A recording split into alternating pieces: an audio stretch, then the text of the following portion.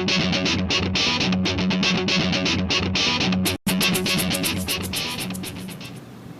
everybody, it's Master Tim here. So we're going to demonstrate how to do a chest press, and we're going to talk about a machine specifically on this one. Okay, our version is the Cybex, but I tell you, the things that you learn on how to do this exercise, how to set it up, the variations and things not to do, you can use on any machine that's out there, whether it's Nautilus, whether it's Paramount, doesn't matter what it is. So the principles you learn for this can work on any machine that you have at your gym. Okay, so now we're going to talk about how to do this exercise here. So again, I got Kristen here to demonstrate this for me. The first thing you want to do on any machine is make sure that these handles are in position, proper position here. Okay, so as you can see for Kristen, they're sitting right about shoulder height. If they're above her shoulders, then the seat is down too far. If you can actually go as low below your shoulders as you want, so we could actually even raise the seat up if we wanted to. The next thing is you want to be careful about how far back these things go. So you don't want to have to strain yourself to get into this machine. Okay, you never want a machine or anything for that matter to take your joint into position your muscles can't naturally go into. So we've got this set up for her that she can actually do this pretty easily. So go ahead and grab the handles. See, it's nice and easy for her to grab there. Okay. Now the next thing is you want to make sure that you're gripping evenly. Okay. So she's got about the same space here, so she's got a nice even grip on this thing. The next thing we're going to do is what's called packing the shoulders. And what that is arching the back, getting the chest up, and then we're going to squeeze the shoulder blades together. So show them what that looks like. Okay, so one thing I want you to really pay attention to, now she's got her shoulders packed here, is the space that she has here. I can fit my whole hand in there, and she's going to keep it that way the whole time, okay? The other thing that you'll notice is that as she goes through this, go ahead and do a rep, is her elbows are actually trailing exactly the path of motion of this thing, okay? So they've got to be in alignment with each other there. Now as she's doing this exercise, again, it's a chest exercise, so she's really going to focus on creating this movement by squeezing these muscles. So making these shoulders makes this whole thing go forward. Now as she relaxes this, it's going to push it, let it go back. So this isn't under control.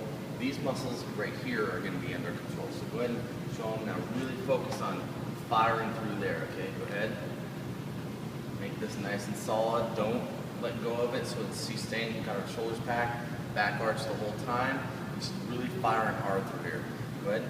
Keep it fired. Now she's going to come back until this gets a really light tap. And then she's going to squeeze this to make it come forward again. Okay, so give them two more reps of that. Really got perfect control of this whole thing. Almost at any point in time, if I said stop, she could stop this because she has such control over it.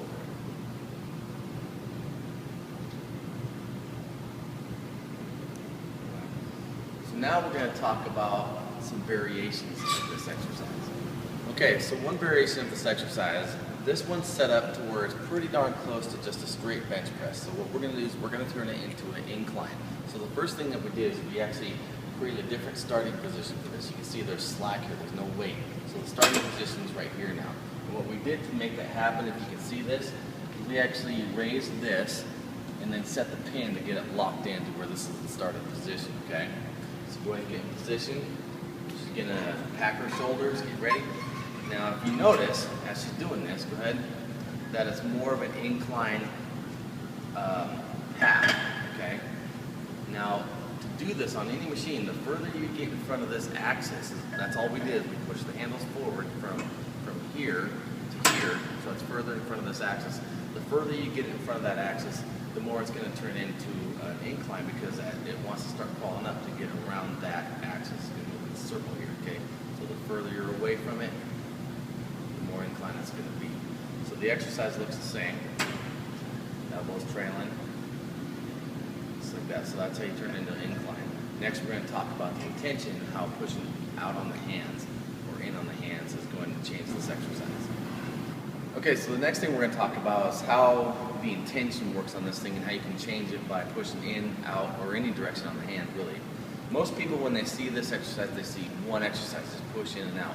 I'm going to show you this is actually infinite amount of exercises because what you can do is you can actually push in on the hands, you can push out, you can push up, you can push down, you can push really in any direction.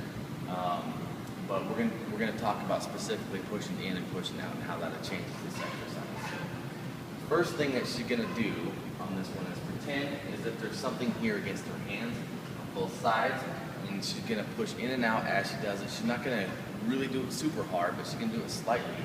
And what she'll do is she'll actually feel that more in the back of her shoulders and in the back of her arms, so it'll turn into kind of a rear delt exercise along with triceps. Go ahead and see what that looks like. Okay, really push it out here, maybe one more. Okay, come back. Now she can push in on her hands like this as she does it. Okay, maybe feel that more in here, and then bicep a little bit. Okay, and that's really also going to put more focus on the chest muscle too. Okay. Now the one thing I really want to point out here is that what you see should not look any different. Again, it should look like this. I could be pushing out, I could be pushing in, but to you, it looks like the same exercise. But in fact, they're two different things. Next, we're going to talk about some things that you shouldn't be doing during this exercise. Okay, so the first thing that you really want to avoid doing is worrying about how far these handles are moving back and forth. What you want to do is just let that muscle get as short as it can, and then you're in position here, okay? So what happens a lot of times, people do this and they're worried about getting this as far forward as they can, so they do reach it just like this, okay? Especially when it gets hard, because you're trying to use everything you can to get this thing forward. So you want to avoid doing that, okay? Now the other thing, especially when it gets hard, is doing this excessive body movement thing and kind of see if you can screw it up for us, okay? You know, so you've seen people do that in the gym, or perhaps you've done it yourself. Really struggling, you're trying to get any amount of leverage you can. You really want to focus on staying square. The only thing that should be moving is from the shoulders forward, just like this, okay? So, we talked about how to do the exercise, some variations of it, and some things you shouldn't do. Now go out there and rock the bench press.